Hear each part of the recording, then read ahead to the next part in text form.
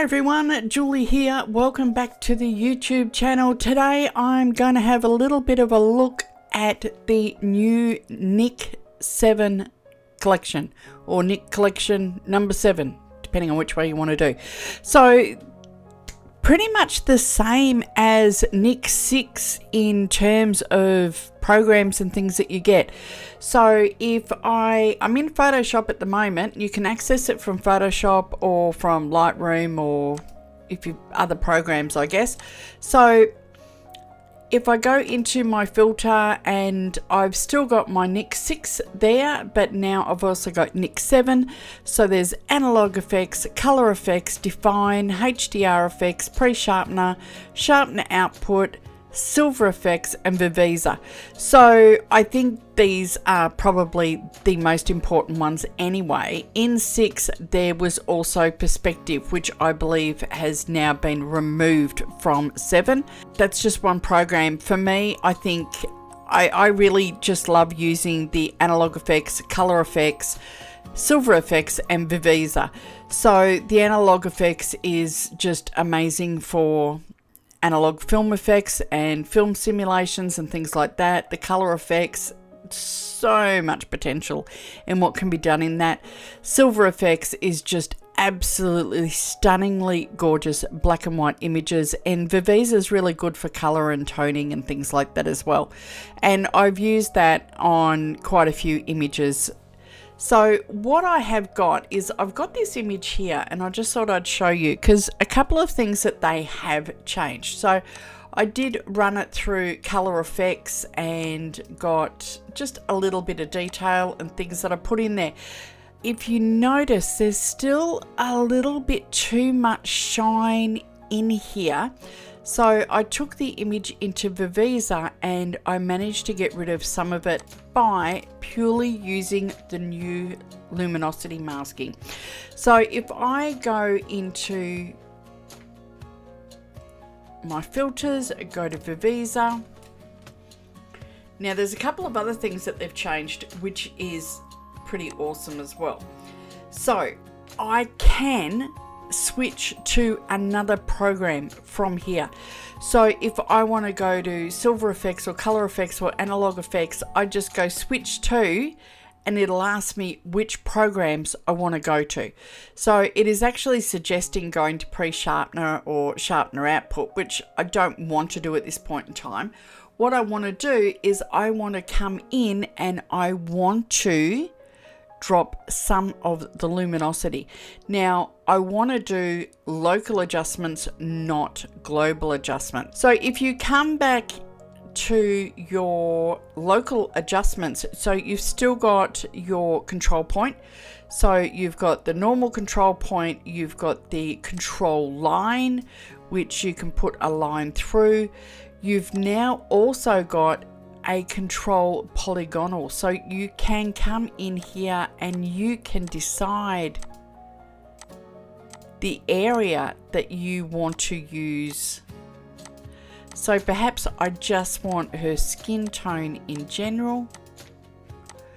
I can come into here and my control point comes up. I can click on luminance. I can go into my brightness and I can bring the brightness down a little bit.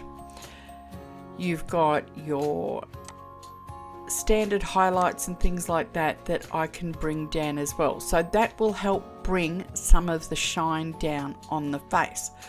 What I can also do is if I click on add luminosity mask, and if I click on the area,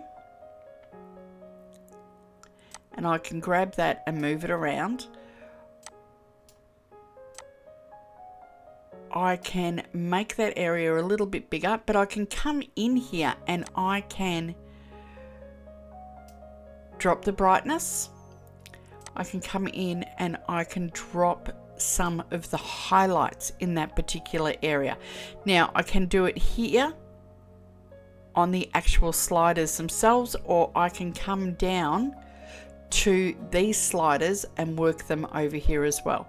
So if I want to change my brightness, I can click on that and I can change it up or down, and you can see where it is affecting if you go too far one way or the other. So it does, just a touch is all you need sometimes. I think that's probably still a bit too bright, so I'm just gonna bring it down a little bit.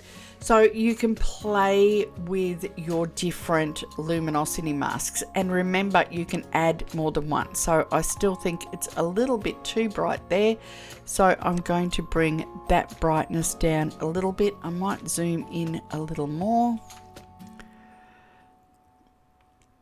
If I add just another one here on her cheek.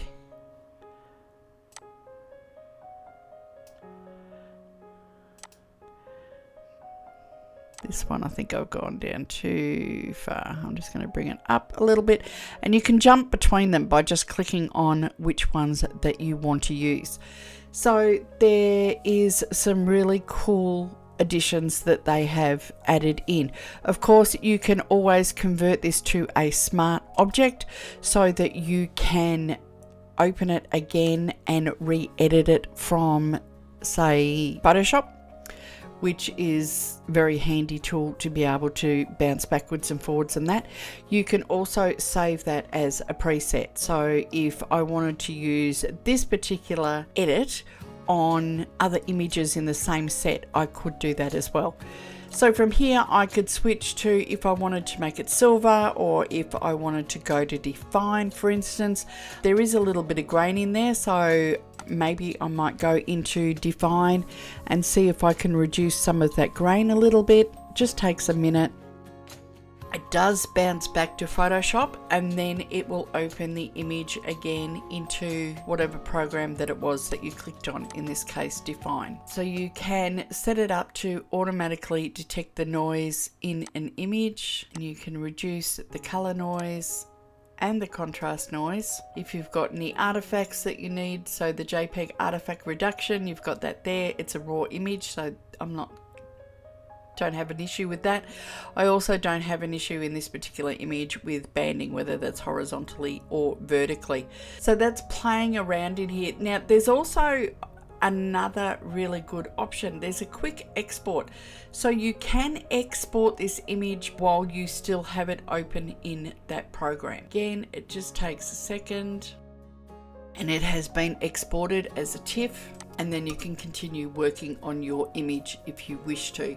Of course, if you have finished what you're working on and you just want to save it, all you need to do is hit apply.